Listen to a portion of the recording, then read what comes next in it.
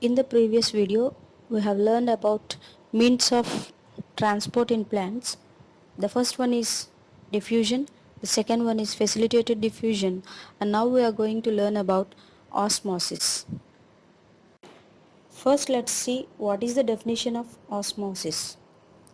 The physical phenomenon of diffusion of solvent from a region of low concentrated solution to a region of high concentrated solution through a semipermeable membrane is called osmosis. That means in diffusion we have seen about solute, diffusion of solute, but in the case of osmosis, the diffusion of solvent. To understand the definition of osmosis clearly, if we look at the picture, there on the right side we see sucrose molecules and water molecules. Here the water molecules have low concentration. Here the water molecules have low concentration, and on the left side we see water molecules which are high concentrated. That means on the left side only dilute solution of water molecules are there. That means the water has high concentration. But on the right side, if we see, there are sucrose molecules and also water molecules. So slowly these sucrose molecules with water molecules from the region of their low concentration moves to the region of high concentration through a semi-permeable membrane.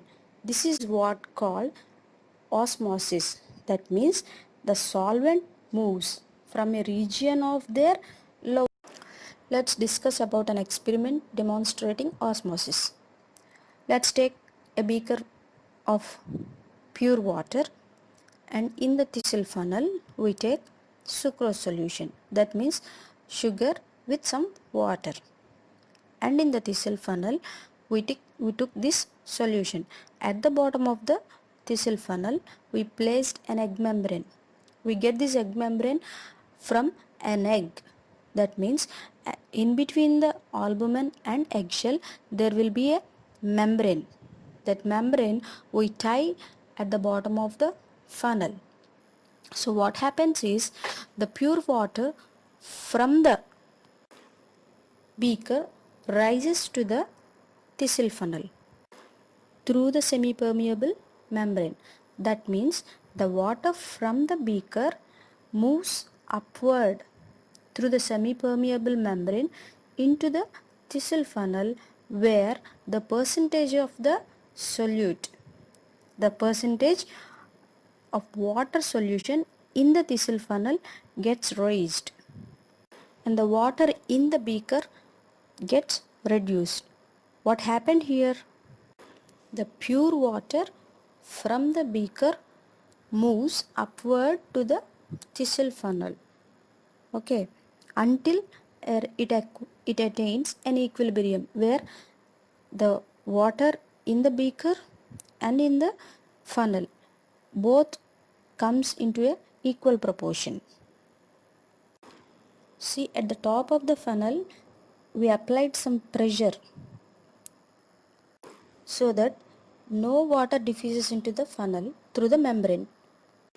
So the pressure that we applied to prevent water from diffusing is in fact known as osmotic pressure, and this is the function of solute concentration.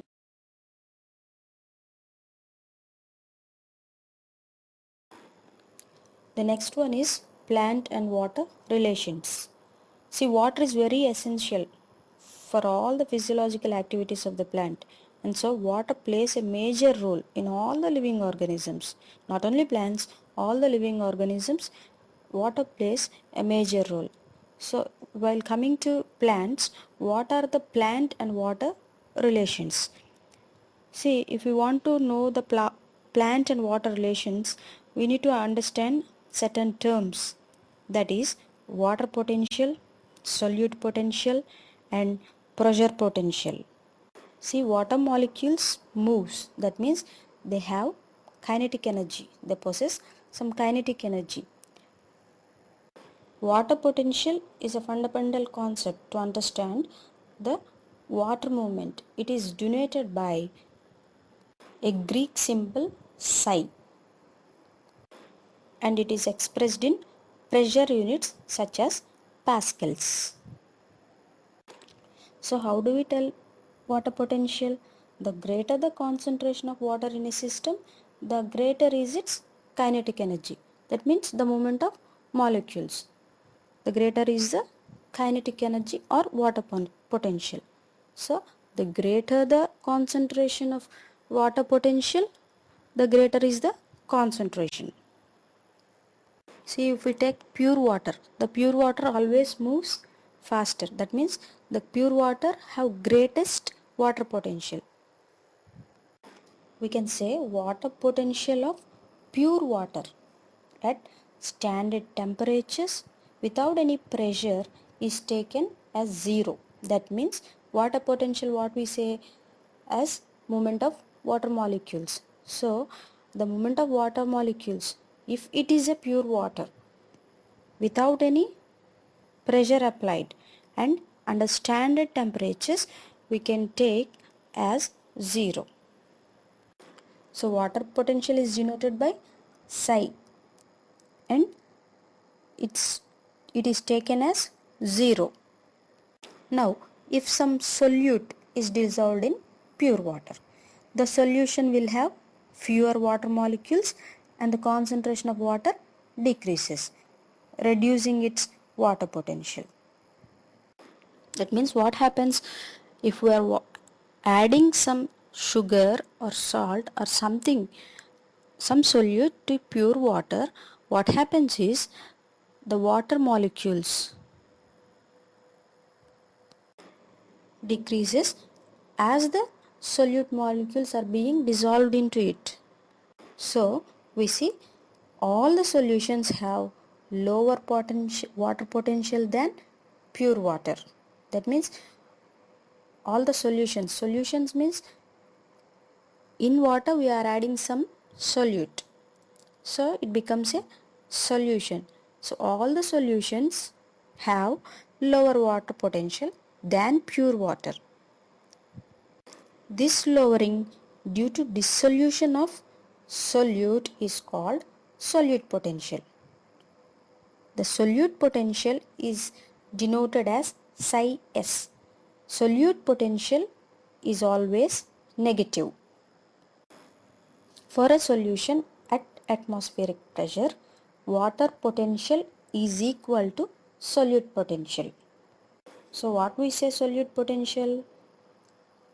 The pure water's water potential is becoming lower due to the dissolution of solute.